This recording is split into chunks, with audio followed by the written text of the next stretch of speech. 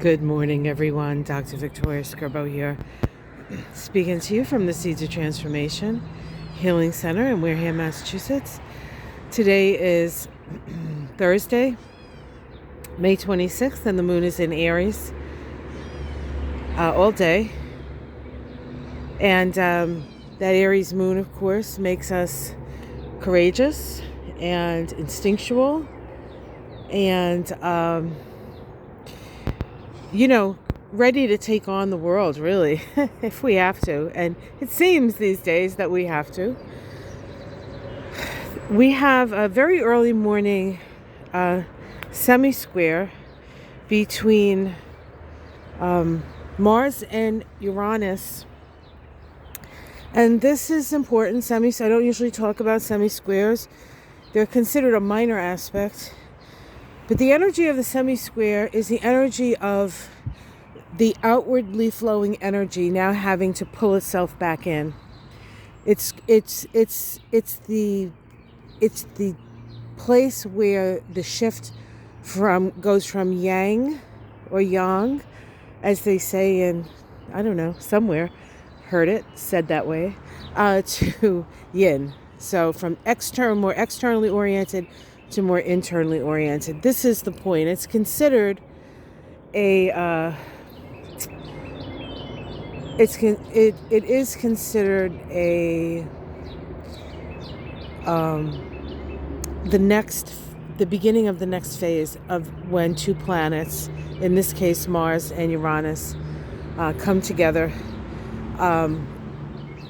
It's the next phase in their journey, right? It in its way is a sort of a portal where the energy shifts, a transition area.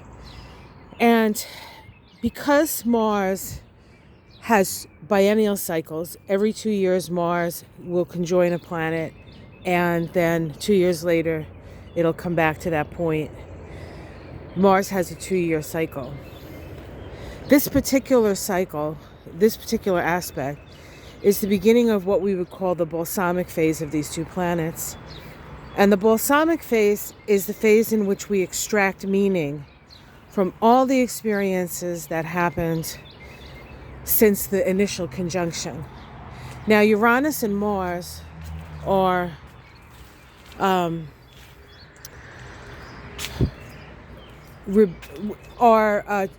challenging together, can be challenging together.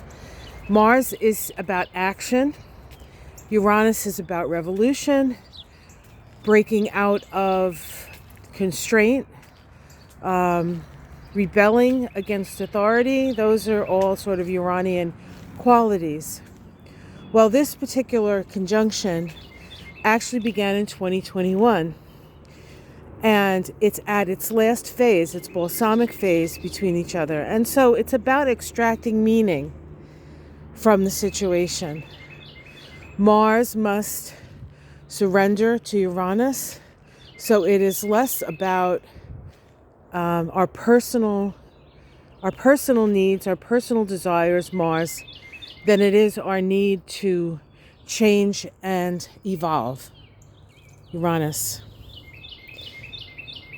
The initial conjunction of these two planets occurred on January 20th, 2021. And if anybody remembers why that day rings a bell, it's because it was the day that Joe Biden was inaugurated president of the United States.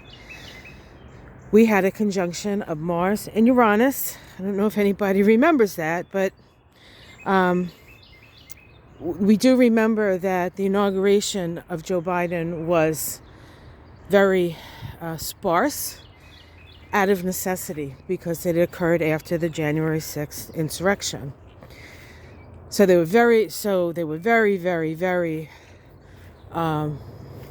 concerned about security and the like, especially because there was a Mars-Uranus conjunction. I don't know if they have an astrologer there. Maybe it was just common sense, but any astrologer would have said you need to be extraordinarily careful on this day when you have Mars, the energy of action, and Uranus, the energy of explosions, coming together.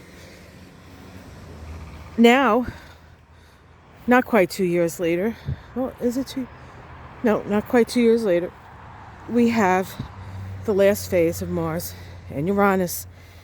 It will again make a conjunction on August 1st.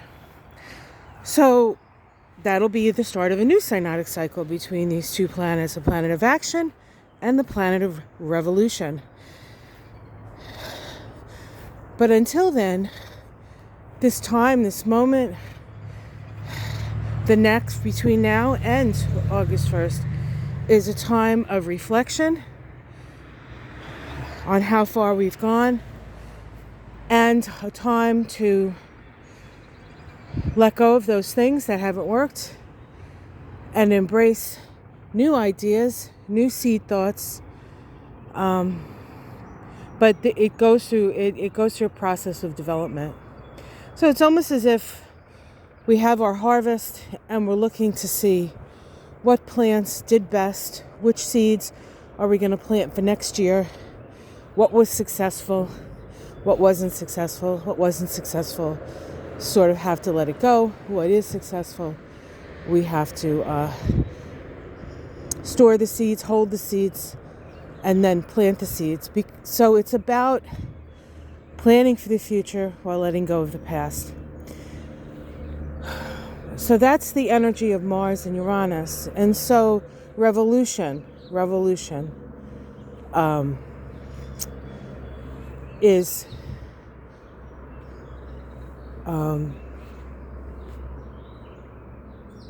now fomenting from the lessons learned from this last journey of Mars and Uranus. So that's the energy starting the day.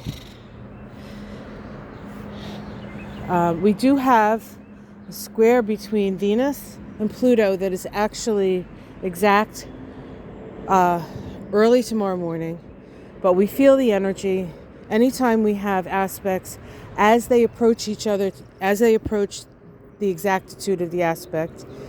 In the case of Venus and Pluto, that's going to happen early tomorrow morning. We can feel the pressure. It's like the pressure builds up. Now, Venus is in Aries, right? Pluto is in Capricorn. This is the first time these two have gotten together since their 3 conjunctions that occurred at the beginning of the year, the end of last year and the beginning of this year. And so